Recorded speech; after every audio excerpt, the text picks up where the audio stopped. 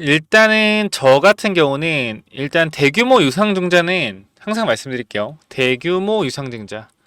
대규모 유상증자는 항상 호재를 동반합니다. 호재를 동반.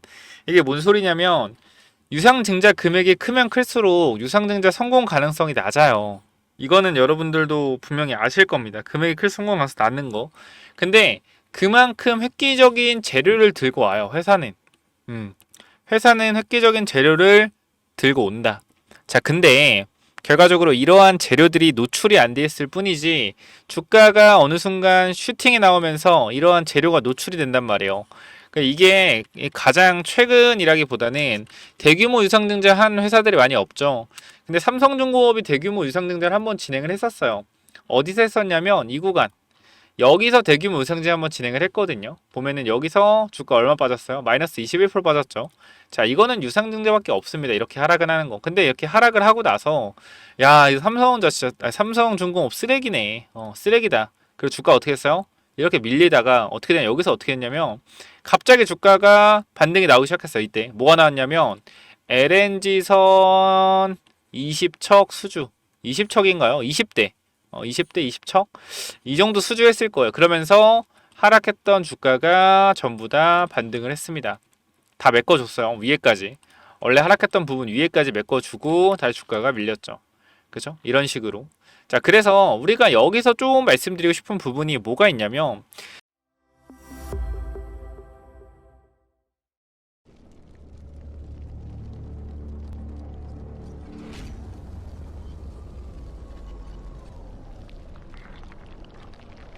네, 안녕하세요. 차트 선생입니다. 자, 오늘 22% 정도 하락 마감했는데요. 생각보다 좀 많이 빠졌어요. 그죠? 일단 제 생각에는 일단 오늘 한 27,000원 정도 시작했으면 너무 좋았을 텐데 사실상 27,000원 밑에서 시작을 했죠. 27,000원 초반. 요 구간 위에서 시작을 했으면은 저는 너무나 좋았을 텐데 이게 밑에 시작했기 때문에 저항선 밑에서 시작을 했단 말이에요. 저항선 밑에.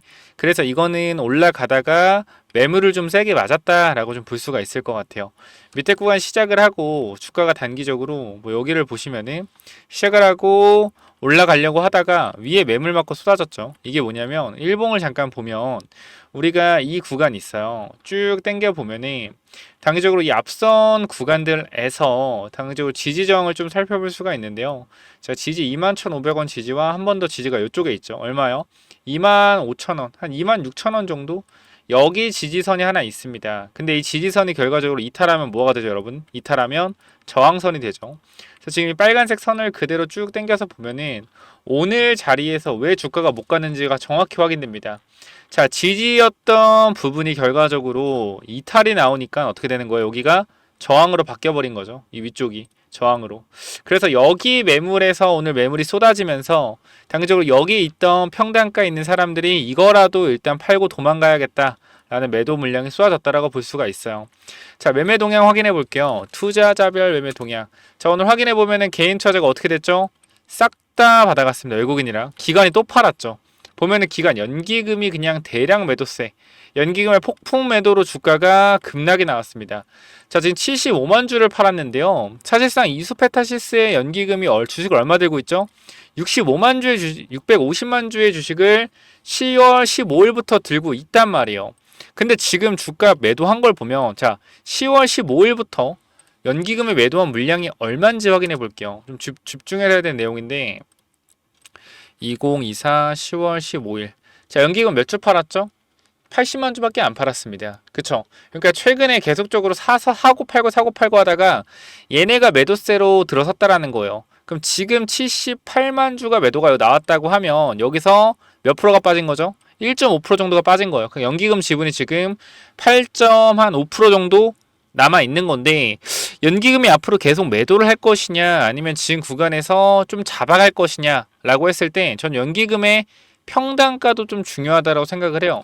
그래서 다시 한번 투자자별 매매 동향 가서 우리가 직전 한 250일 정도 가격을 보고 연기금이 어떤 스탠스를 취하고 있는지 좀 볼 겁니다.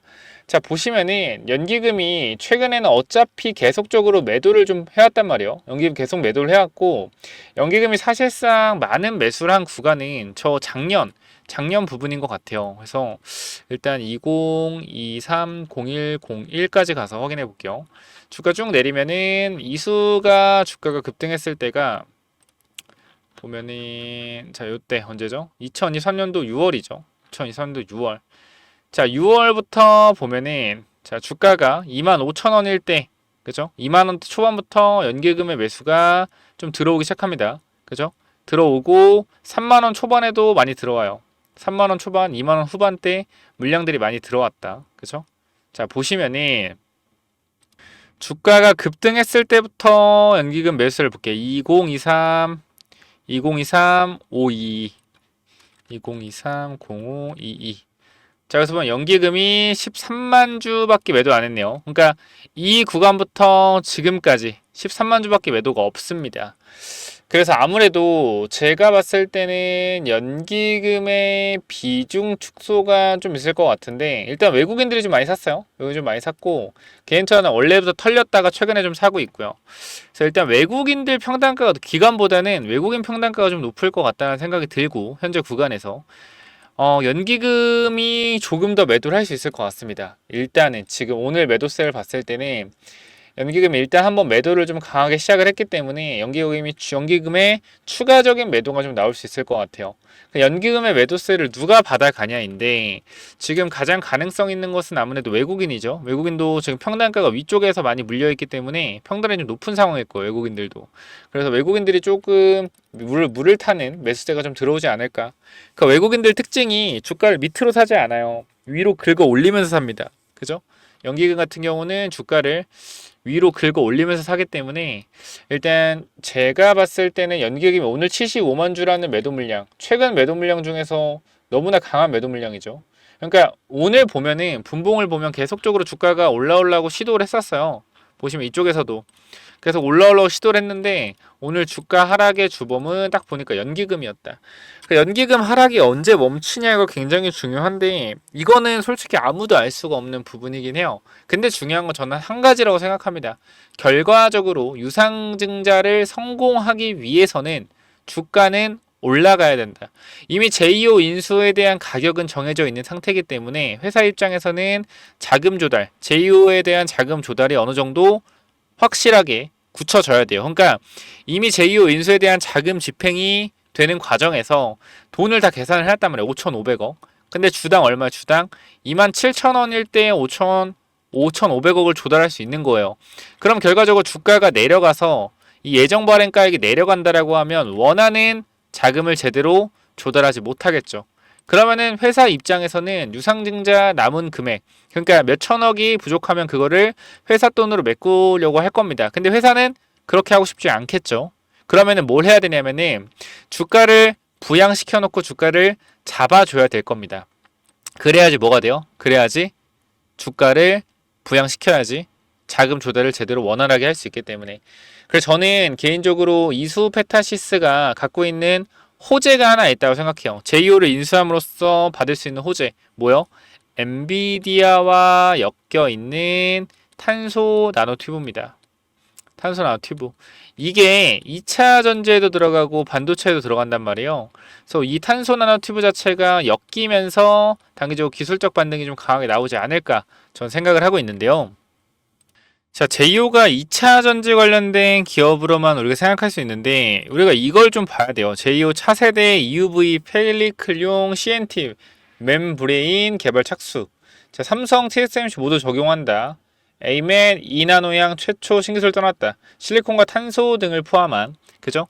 탄소 관련된, 탄소 나노튜브 관련된 이슈들이 여러분들 이 계속해서 반도체에서 나오고 있다. 근데 요거를 좀 모르시는 분들이 많은 것 같아요. 잠깐만 좀 보면은, 자, 이것도 좀 중요한 부분인데, 자, 요거 한번 읽어보도록 할게요. 자, 여기 읽어보면은, 자, 펠리클은 UV 공정에서 회로를 새겨넣는 판인 포토마스크를 이물질로부터 보호한 역할을 한다. UV 공정은 광투광과를 통해 노광을 진행하게 되는데, 이 과정에서 공정 손실과 더불어 광이 웨이퍼에 닿는 과정에서 발생되는 이물질에 의한 마스크 손상을 최소화해 제품의 수율을 높일 수 있다. 이에 펠리클은 EUV 공정의 핵심 부품으로 개당 가격이 수천만 원에서 비싸게는 1억 원에 육박하는 고부가 가치 제품으로 평가받는다라고 나와 있어요. 현재 상용화된 EUV 펠리클은 EUV 노광 장비 출력이 300에서 400W에 적합하지만 향후 도입될 하이 NA EUV 장비는 출력이 높아 600W 이상의 내구성을 갖춘 새로운 펠리클이 필요한 상황이다. CNT 펠리클은 기존 실리콘 소재 EUV 펠리클보다 내구성이 2배 강해 향후 도입될 하이 NA EV 공정에 최적화되었다는 평가를 받는다. 현재 펠리클 시제한 글로벌 1위 기업인 일본 미쓰이 화학은 세계 최대 반도체 연구소인 벨기에 아이맥과 손잡고 차세대 CNT 펠리클을 개발해 양산한다는 계획이며 대만의 TSMC 또한 자체 개발에 나선 상황이다. 제이오는 지난 20년간 탄소 나노튜브 개발을 통해 업계 최초 다중벽 탄소 나노튜브 대량 생산 성공에 이어 14년 세계 최초로 비철계 탄소 나노튜브 개발 및 소수벽 탄소 나노튜브 개발 성공, 23년 단일벽 탄소 나노튜브 개발 성공 등 세계 최고 수준의 CNT 개발 기술력을 갖춘 기업이다. 라고 나와 있고요. 회사는 이번 반도체용 EUV 펠리클 연구과제를 통해 2차 전지용 도전제 CNT에서 반도체까지 사업 영역을 넓힐 계획이다 라고 나와 있어요. 이 반도체 관련된 부분에서 결과적으로 이 탄소 나노튜브를 활용한 연구가 계속적으로 늘고 있기 때문에 사실상 이수페타시스와 이 제이오가 어떠한 조금 관련이 있나라고 했을 땐 이 반도체 부분에서 충분히 시너지가 날 가능성도 생각을 해봐야겠죠.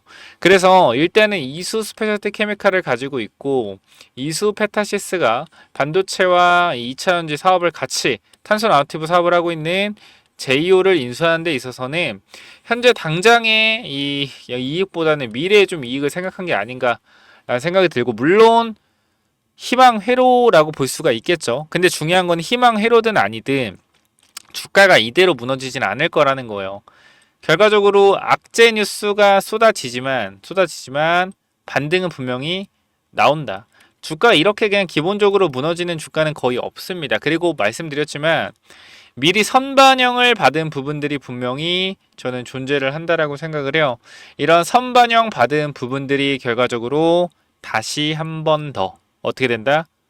주가가 부양하는 데 있어서 도움이 좀 될 것이다.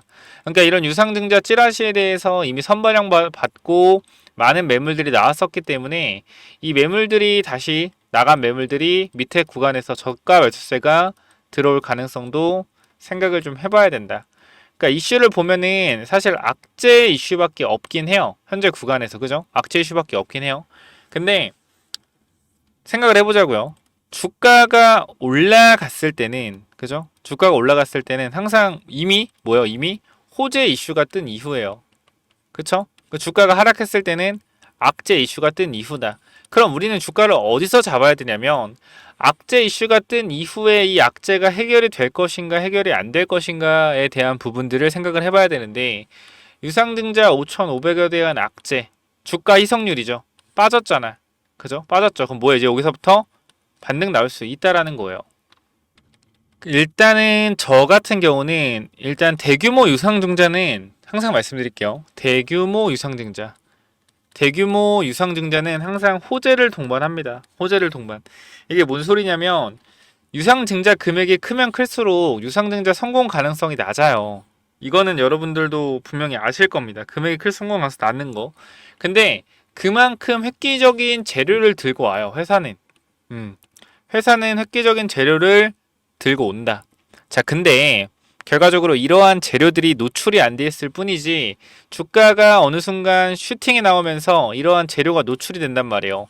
그러니까 이게 가장 최근이라기보다는 대규모 유상증자 한 회사들이 많이 없죠. 근데 삼성중공업이 대규모 유상증자를 한번 진행을 했었어요.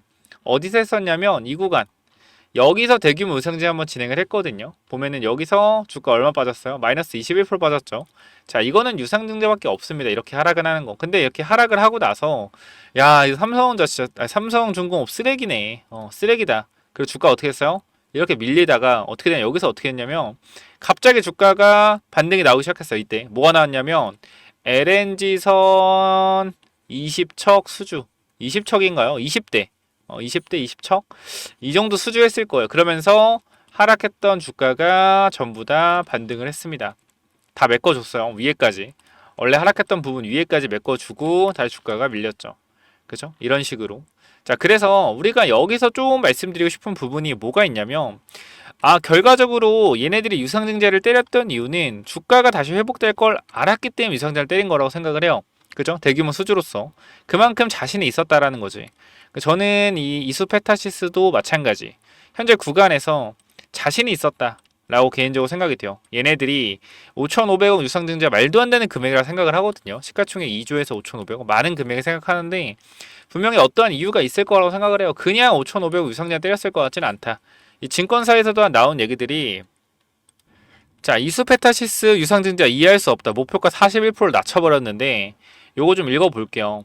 자, 보면은, 자, 메리츠 증권은 이수페타시스 유상증자 발표 이후 보고서를 통해 목표 주가를 기준 54,000원에서 32,000원으로 대폭 하향 조정했다. 아울러 투자 의견도 매수해서 중립으로 내렸다.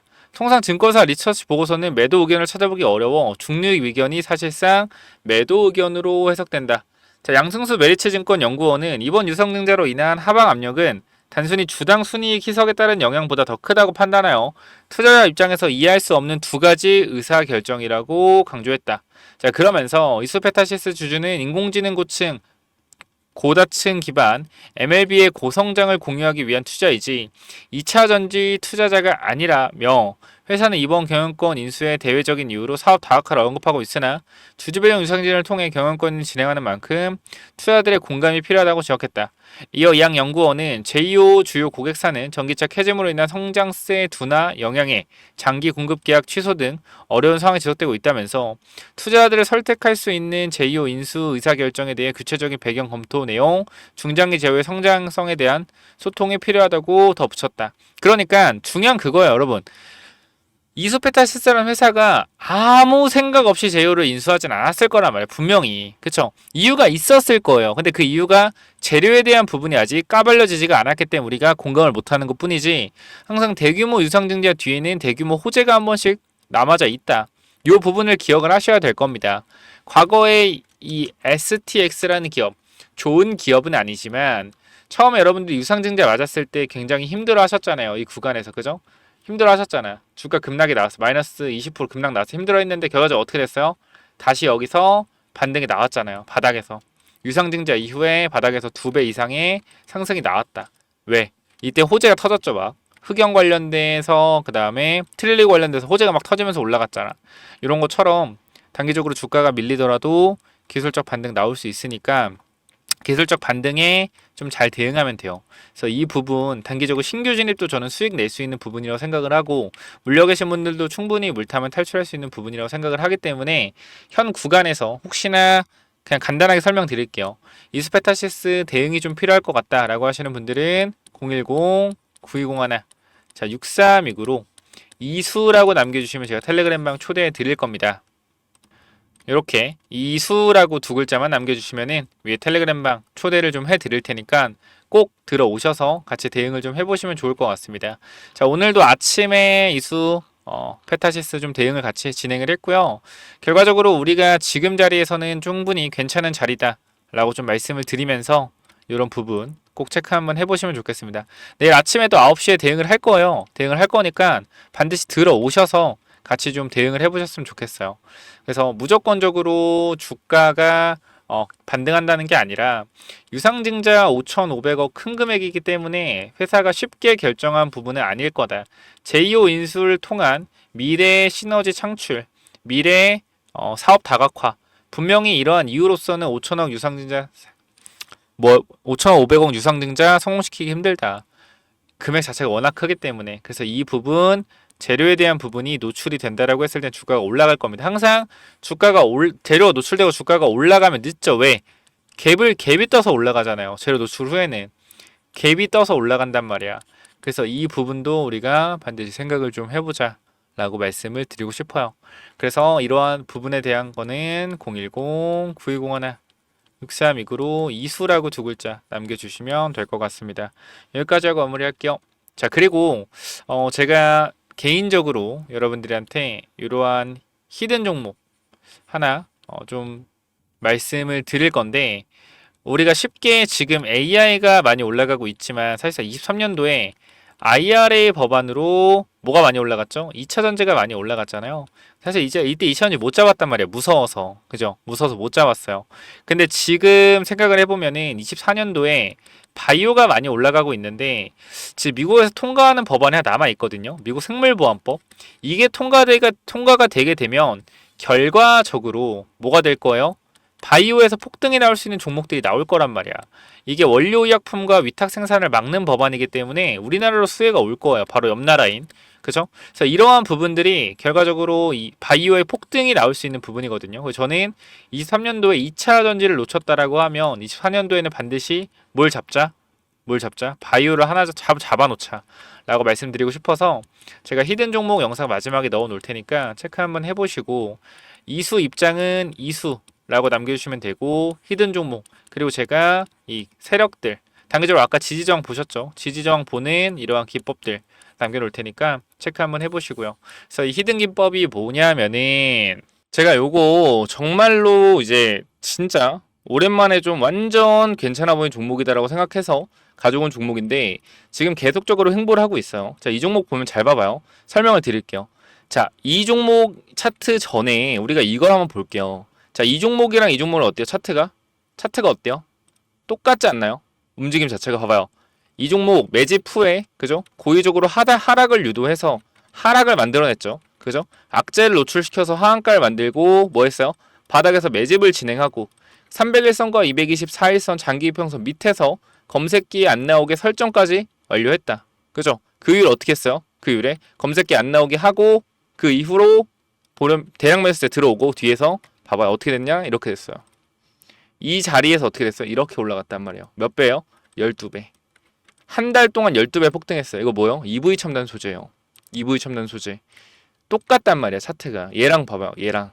똑같단 말이야. 올려놓고 뭐예요? 매집해서 고의적으로 이탈시켜서 바닥권에서 매집하고 있죠. 그죠? 장기 평선 밑에서 검색기 안 나오게 설정해놓고 매집 후 고의적으로 하락 유도하고 악재 노출시켜서 급락 만들고 뒤에서 대량 거래 들어오고 있죠. 보여? 이 자리요. 이 자리. 자, 여기서 한 번만 더 위로 올라오는 대량 거래 들어오면 어떻게 돼요? 이 자리에서 한 번만 더 위로 들어오는 대량 거래 들어오면 그때부터 잡을 수 없습니다. 왜? 왜 못 잡아요? 이렇게 올라가니까. 그죠? 이거 바닥에서 100만원 아니 200만원이라 사놓으면은 10배까지도 갈 수 있는 종목이라고 저는 개인적으로 생각을 합니다. 무조건적으로 체크 한번 해보시기 바래요. 자, 요 종목 몇 번으로 보내면 된다고요? 010-9201. 자, 6329로 히든이라고 남겨주세요. 히든. 요거 선착순 30명은 그냥 제가 드리도록 하겠습니다. 히든이라고 꼭 남겨주시고요. 자, 그래서 요 종목은 제발 꼭 한번 받아가 보시면 좋을 것 같아요. 받아가면 좋을 것 같고, 아까 제가 말씀드렸던 이 기법까지 설명을 좀 드리도록 할 텐데요. 이 기법은 뭐냐면은, 자, 이 기법이 뭐냐면요. 단기적으로 제가 이렇게 좀 만들어 왔는데, 제가 이 종목을 발굴하는 거를 이런 식으로 발굴한다라는 걸 좀 말씀을 드리는 거고, 요거는 내려서 읽어보시면 될 것 같고요. 자, 요 부분을 좀 말씀을 드리도록 하겠습니다. 자, 이쪽을 좀 당겨서 확인을 해보면은, 자, 이쪽에 제가 이 주식을 하는 데 있어서 가장 좀 중요하게 봐야 되는 부분들을 간단하게 정리를 좀 해놨습니다. 세력들이 매집하는 원리를 알아야 버틸 수 있는 힘이 생긴다라는 건데, 주식이라는 건 항상 변동성이 있기 때문에 이 변동성에 저점 부분에 매수를 해야지 올라갔다 내려갔다 할 때 이 가장 저점 부분에 잡아놔야지 변동성에 견딜 수 있다라는 건데, 만약에 이 변동성의 중간 부분에 잡아 놓더라도 세력이 매집을 했다라는 확신만 있으면은 내가 버텨갈 수 있다라는 겁니다. 자, 모든 주식에는 세력이 존재하고 그 세력은 개인일 수도 있고 외국인일 수도 있고 기관일 수도 있죠. 결과적으로 물량을 많이 가진 놈들이보다 우리가 말하는 세력이라고 하는 존재들이다. 자, 그리고 주식은요 항상 선반영이다라는 거 우리가 인지를 하셔야 된다. 왜냐면은 에코프로 한번 보자고요. 에코프로 주가가 10만원에서 150만원 갔다 어디까지 빠졌죠? 40만원까지 빠졌죠. 그래가지고 뭐요? 아, 선반영이었구나. 이거를 시간이 지나야만 알 수 있는 거죠. 그 주식은 기대감이고 그 기대감이 결국 어디까지 반영될지를 정확하게 캐치해야 주가의 상승폭을 어느 정도 예상할 수가 있다. 거래량은 힘이다. 세력들이 사용한 돈의 힘을 보고 이 세력들이 얼마나 강한 놈인지 확인해야 한다. 바닥에서 터지는 거래량들을 확인해야 되고 고점에서 터지는 거래량, 고점에서 거래량이 터지면서 내려온다 보다 고점 신호다라는 것을 파악을 해야 된다는 겁니다. 그리고 우리가 에코프로 때를 보면 아시겠지만 계속 올라가는 종목을 계속 가겠지라고 욕심을 내다 보면 어떻게 된다? 수익을 챙기지 못하기 때문에 언제나 욕심은 독이 된다. 그렇기 때문에 항상 수익을 챙겨줄 때 어느 정도 분할 매도를 해야 된다라는 거 말씀을 드리고요. 그 다음 또 가장 중요한 부분 좀 몇 개를 말씀드릴 건데 심리가 중요한 이유예요. 내가 사면 빠지고 내가 팔면 오르는 이유 결국은 뭐다? 심리의 차이이다. 내가 사면 빠진다면 분할 매수로 매수해보자라는 겁니다. 이러한 것들 다 내용을 담아놨으니까 꼭 한번 체크해 보시고요. 자, 내가 1,000만 원을 매수했을 때, 그죠? 내가 사면 빠진다면 250만 원만 사면 뭐예요? 빠지면은 추가로도 매수할 수 있다는 거죠. 내가 쫓겨가던 매매에서 내가 주도권을 가지고 이 주식을 흔들 수가 있다. 내 마음대로 추가 매수를 할 수 있다는 거죠. 항상 추가 매수할 때 고민을 하잖아요. 그런 부분이 뭐한다? 없어질 수 있다는 거고 반드시 우리는 뭐 해야 돼요? 3분의 1 내지 2분의 1 올라갈 때 매도해야 된다. 뭐 할 때? 어디서 매도해야 될지 고민될 때요. 종목에 대한 확신이 없기 때문에 그죠? 욕심을 내려놓고 수익을 챙겨야 된다. 내가 고민하는 순간에 결과적으로 이러한 모든 것들이 내가 고민한다는 것이 뭐요? 공부 자체가 덜 됐다라는 반증이고 항상 기업을 분석하고 대략적인 목표가를 정해서 매도 타점을 분할 매도로 잡아놓자. 영원하게 상승하는 종목은 없습니다. 우리 국장에는 항상 강하게 오르면은 조정이 강하게 나와요. 올라갔을 때 수익을 챙겨가야 우리가 뭐한다? 확실한 매매를 할 수 있다라는 거고 결과적으로 이러한 부분들, 이러한 종목들을 잡는 방법들, 이러한 부분들 여러분들한테 이 심리를 다스리고 우리가 이 기법 그죠? 어떻게 종목을 선정해 가고 어떤 심리를 가지고 있어야 되는지 이런 기법들을 제가 드릴 거니까 꼭 한번 참고해 보시고요. 결과적으로 종목을 고르는 방법은요. 간단합니다. 간단해요. 이러한 실적이 좋은 종목들, 그죠? 실적이 좋고 바닥에서 매집이 들어오는 이러한 종목들 제가 밑에도 많이 있는데 일단 좀 시간이 없기 때문에 간단하게만 말씀을 드릴게요. 이러한 종목을 찾는 법 검색기로 찾으면 되는데 혹시나 이런 검색기가 없다. 기본적인 거거든요. 기본적인 거. 결과적으로 우리가 차트를 모두 다 돌려볼 수가 없기 때문에 제가 말씀드리는 이러한 기법에 맞는 종목들을 찾아내기 위해서는 검색기가 필요하다.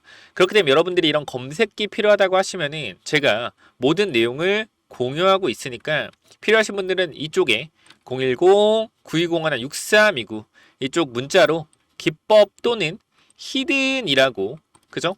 딱 두 글자씩만 남겨주시면 될 것 같습니다. 그죠? 제가 이러한 종목들도 결과적으로 히든 종목도 준비하고 있기 때문에 기법 또는 히든이라고 010-9201-6329 이쪽으로 남겨주시면은 제가 보내드릴 테니까 당연히 무료로 보내드립니다. 그렇기 때문에 기법 또는 히든 남겨주시면은 요 자료들 전부 다 공유를 드릴 테니까 꼭 받아가시면 좋을 것 같습니다. 자, 여기까지 하고 마무리하도록 하겠습니다. 감사합니다.